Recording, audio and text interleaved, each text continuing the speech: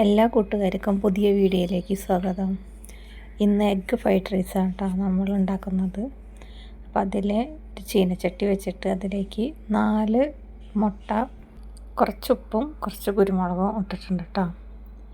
എന്നിട്ട് ചിക്കി പൊരിച്ചെടുക്കുക. അത് മാറ്റിയിട്ട് ആ പാത്രം തന്നെയാണ്, കഴുകിയിട്ടൊന്നുമില്ല. അതിലേക്ക് കുറച്ച് ഓയിൽ ഒഴിച്ചെടുത്ത് കുറച്ച് വെളുത്തുള്ളി ഇട്ടിട്ടുണ്ട് അരിഞ്ഞത്, പിന്നെ കുറച്ച് സവാള ഒരു രണ്ട് വലിയ സവാള എടുത്തിട്ടുണ്ട് കേട്ടോ.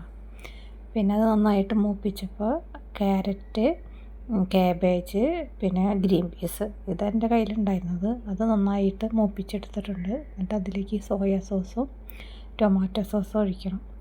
എന്നിട്ട് അത് നന്നായി മിക്സ് ചെയ്തിട്ട് നമ്മൾ തലേ ദിവസം തന്നെ റൈസ് വേവിച്ച് വെച്ചിട്ടുണ്ട്. ആ റൈസ് ഫ്രിഡ്ജിൽ വെച്ച റൈസാണ്. അതിലേക്ക് ഇട്ടിട്ട് നന്നായി മിക്സ് ചെയ്യുക. എന്നിട്ട് നന്നായി ഞാൻ കുരുമുളകും ഇട്ടിട്ടുണ്ട്, മല്ലിയില ഇട്ട്. അടിപൊളിയായിട്ടുണ്ടായിരുന്നു കേട്ടോ. നമ്മളെ കയ്യിൽ എന്താ ഉള്ളത് വെച്ചെങ്കിൽ ആവശ്യത്തിനുള്ള ഉപ്പ് ഇടണം കേട്ടോ. അങ്ങനെ നന്നായിട്ടുണ്ടായിരുന്നു, എല്ലാവർക്കും ഇഷ്ടപ്പെട്ടു. എളുപ്പമായിട്ട് നമുക്ക് ഉണ്ടാക്കാം. Okay, by.